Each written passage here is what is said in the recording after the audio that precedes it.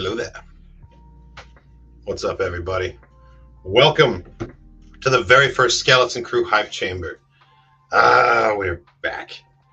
I gotta tell you, I have missed this feeling. The feeling of Star Wars Eve. You know, the moments before you get to see a brand new Star Wars story for the very first time. I can't wait. I really can't wait. Hello there, Digi. The Wizard Nerd Gonk Gonk to you, sir. I'm doing good. As I said, I'm pretty excited. I'm like cautiously optimistic. I don't think that this show is necessarily made for me. Like it seems like it's geared for people a lot younger than me, but I'm someone who's able to find things to enjoy. I'm coming at it from more of like, I want to know about the art, the production design, the art direction, what kind of species we're going to see, what kind of Easter eggs and references, just like visual things that make it feel like it's part of that giant galaxy that we know so well. What's up, man? How's it going? Hello there. Thanks, man. That's really nice of you to say, actually. That's really nice. Thank you. It has been a very long day. Really long day. Just like waiting for 6 p.m. my time to roll around. It really does kind of feel like, the night before Christmas. As a kid, I could never get to sleep, knowing that something awesome was going to happen in the morning. And for this time, it's the opposite. Knowing something awesome is going to happen in the evening, you're just going to get through the day. As far as I know, they didn't send out any Neil tissues or anything, right? They sent out the Yord tissues, and that should have been everyone's first clue. And then Jackie tissues. And, oof. So yeah, as long as there's no tissues in the new boxes, I think we're all safe. I personally think it would be pretty cool if Neil could turn out to be like the bad guy. He's secretly the kingpin who's been in charge of these pirates all along. No, that'd be pretty good. Nice. Yeah, I just watched episode 3. I have many thoughts about Dune. I'm going to be talking about Dune Prophecy on Grizzly Wizard. There's some videos coming very soon, but I've been very busy and have not had a chance to get them edited because those are some long episodes. We're talking like Rings of Power long.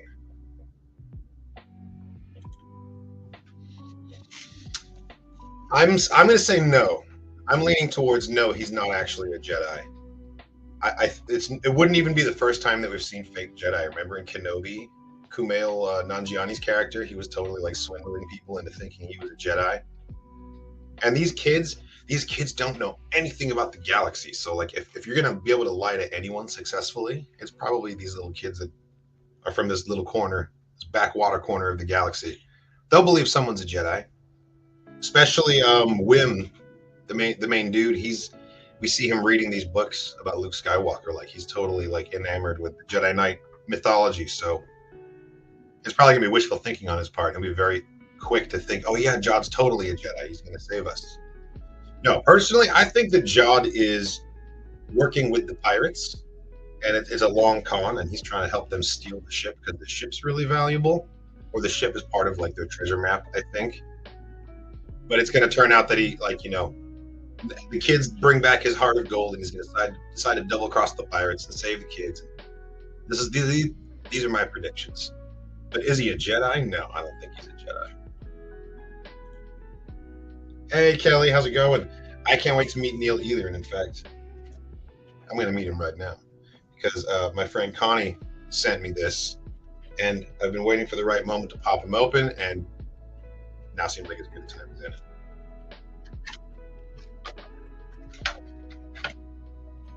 Neil is number 702.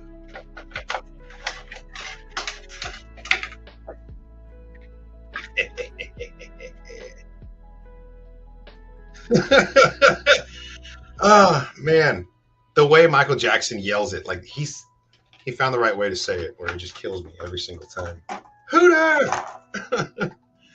I can't handle him, guys. His little hair. He's like his mom made sure he combed his hair before he went to school that day so he could look good. Connie, thank you so much for the Neil. I love him. His little bobblehead. I don't have a whole lot of Funko Pops. Actually, the only other one that I have is the Gladiator Gonk from Solo on the shelf back there. But No, he's great. I'm very prepared for him to be my favorite non-pirate character, but he's gonna have to get in line behind quite a few badass pirate designs. Like we've got a Shistavanen named Brutus. Come on, again, Urkel the cyborg. Like, where do you come up with this stuff? I'm so ready.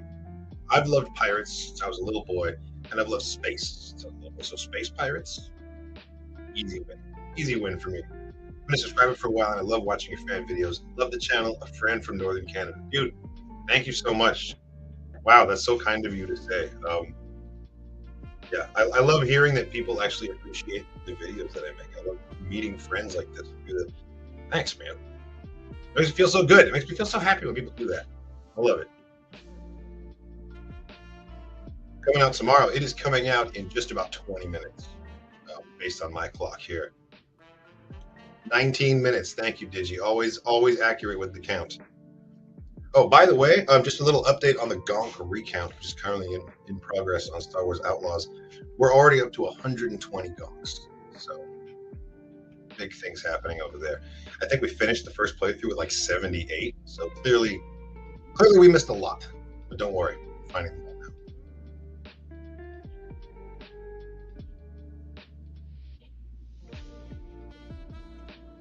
You know, I'm a big fan of Canada. I'm quite fond of Canadian money. It cracks me up. Loonies and toonies. It makes me giggle every time. I don't know. I wish our money rhymed. We're not fun like that. Nickels and dimes. What does that even mean? That's why I'm here.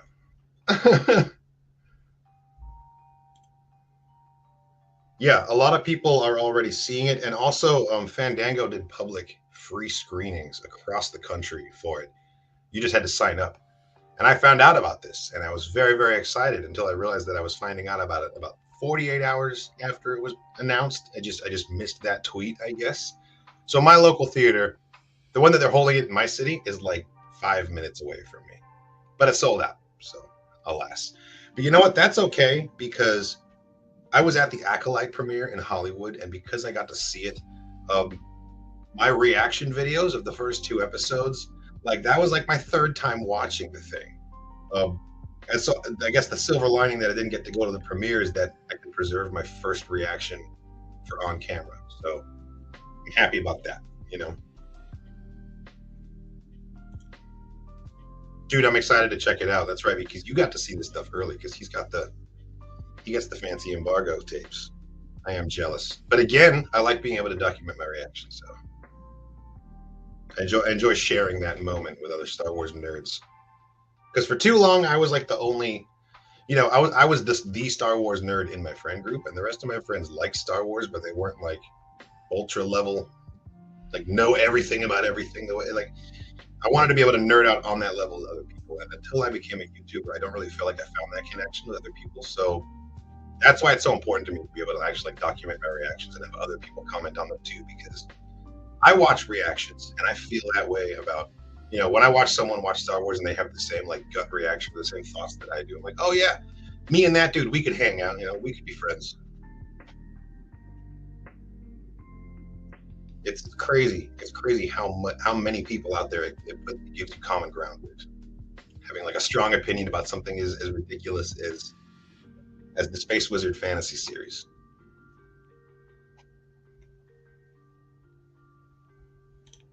I've thought about doing that a couple times, actually, just like reacting to the original trilogy, to the prequels and stuff. Because I mean, yeah, I got plenty of thoughts about it. I just figured, like, everyone's already seen those movies a million times, just like I have, and we all have figured the same thoughts about it. But like, yeah, if that's something that people actually want to see, I could totally sit down and record that.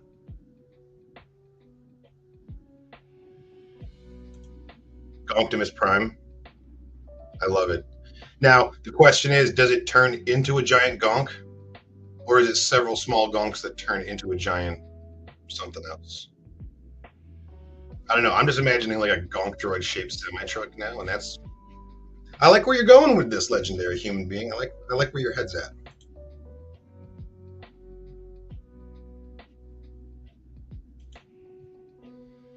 Hometown friends like this stuff. Members of the online communities can do this stuff in the same. Exactly, man. Thank God for being alive in the age of the internet. It definitely has its pitfalls for sure, but like it definitely there's a way of connecting people that otherwise would feel rather isolated in how intensely they're passionate about something, you know? And we're all over the place. We're everywhere. Please do it and then frame it and put it on a wall, and I will come and admire it. I'm into it. This is it. We have struck an accord, sir.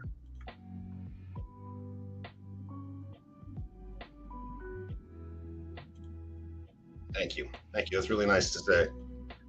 I'm really looking forward to watching Skeleton Crew because one thing that I noticed and like I really enjoyed the Acolyte, but like it was so serious. Everything was so intense and like the future of the world. And Kenobi was super serious too, you know, and like and for good reason. But like Skeleton Crew kind of feels like a breath of fresh air, and that like we can kind of take a breather with this one. It's a little bit more lighthearted. The stakes seem a lot lower, and they're like, yeah, these kids are in danger. They're lost in the galaxy. Okay, we know the kids are going to be fine because like it just has the vibe of like this is the kind of show we're getting. This is the energy of like those '80s adventures. You know, the kids never died. That was never part of those. You know, it's going to be about like the thrill, the escapades. I don't know. This one just feels more like a romp to me, and I think that that is an energy that we could really use right now in the Star Wars community. And I hope that at least like the trailers are giving me that vibe that like the energy is going to be very like lighthearted and kind of sassy, but also like not very maudlin in ways that other contemporary Star Wars kind of has been. And hopefully that can be infectious and that can kind of infect the discourse, and we can kind of take on that a little bit as well because people take this shit so seriously, man. Oh, people are getting into like knockdown, drag out fights over Star Wars on the internet, and like guys, let's just have fun, just have a good time. Like I want to talk to Star Wars to my friends, not to my bitter enemies. You know, like we don't. That interaction doesn't need to exist. You know, come on, it's 2024. Let's all just. We got bigger problems. Let's all just get along and enjoy some Star Wars. Talk about the parts that we like. And that's not to say you can't talk about the parts you don't like. Like if something doesn't work for you, go for it. And like if you hear someone saying, "Ah, you know what? I don't like the show," don't take that as somehow as a personal attack, please. I see people getting like defensive on behalf of Star Wars. It's like I don't know. None of us own this thing. We all feel like we do. I certainly do. You know, I grew up with it, playing with it. But like at the end of the day, you gotta get used to seeing someone else play with your toys and be okay with it. You know, and they get to decide what the Star Wars is going to be now. We can make our opinions known about it, but at the end of the day, it's not worth yelling at a fellow Star Wars fan about it because we're all just here to get excited. You know, we're just like, whoa, how cool was that part? And like, oh, that part was awesome. I don't know. It doesn't need to be that serious. I guess that's the one and only thought that I have about the ensuing discourse that's about to come crashing down upon us. Because everyone's going to have an opinion, right? And everyone's opinion is valid, but also in this like online space, everyone's opinion is equally loud. We're all the same volume here, and just I don't know, just have some grace, you know, practice kindness with each other, no matter what your thoughts might end up being about the show. 100%. 100%. Whether Star Wars gets better from here, whether it gets worse from here, I know I'm going to be watching it and being like, oh, you know, back in my day, the lasers were green in like 2075, you know, from my floating wheelchair. By then, I'll have like a little walking frame that like lights up like a lightsaber because we'll have the technology for it by then. Yeah, think about it. Like, you think it's crazy now. Imagine like 40 years from now, you're still a Star Wars fan. You're old as hell now, right? But technology's gotten better. So imagine how good the merch has gotten. At that point, you could probably buy like a replica lightsaber that really cuts stuff and is made of light. Like we could get there. You know, that's something to hang on for right there. Not just to see where Star Wars is going to go production wise, but also like how cool is that merch going to get by the time we get the technology to sort of catch up to where these narratives. That's always been a thing too. Science fiction drives innovation in the real world constantly because the scientists who developed these things were inspired watching science fiction growing up, you know? Like the guy, like the development of smartphones and touchscreen technology was heavily inspired by watching Stanley Kubrick's 2001: A Space Odyssey, where literally you see someone have like a Skype call. Like, it's prophetic. It's awesome. Yeah, when they come out with the hover speeder, I'll take an Aratech, like a scout trooper, or like, yeah, if you could roll to work in the Tatooine land speeder, just like a comfortable foot and a half off the ground. I'm in. I'm in. You'll be 91, yeah, but you'll be watching Star Wars in the old folks' home, the floating hover folks' home, um, with lasers and stuff, because it'll be the future. So, there's plenty to be excited about. I'm just kind of holding out hope that by the time I'm too old, technology will have advanced to where I can just have like a chic robot body. I'll just be like a Futurama style head floating in a jar. Things to live for, right? Things to strive for. All right, we are 10 minutes out. 10 minutes out. I've got the Bendu on the line here. Looks like he's getting set up. Ahoy, he says. All right, good. He's in the spirit. I think it's time to start switching gears, get ready to react to this thing. We've got 2 episodes dropping back to back. We're going to watch both of them, and then we're going to be going live with our thoughts tomorrow night at 7 PST. Normally, tonight is the Dork Forward podcast night, but because we've got an episode dropping, it is upon us now. We thought it would make a lot more sense to just wait 24 hours, and then we can have our discussion about it. And we will be joined by Crystal Kyber, and we're really looking forward to having a chat with her. It's going to be awesome. Thanks for hanging out with me, guys. This has been really fun. We're going to do hype chambers like this every week leading up to the episode drops. 5:30-ish PST time, of course. I'll see you guys on the other side. Oh, I can't wait. This is about to be amazing. Skeleton Crew, let's go. I'll see you guys soon.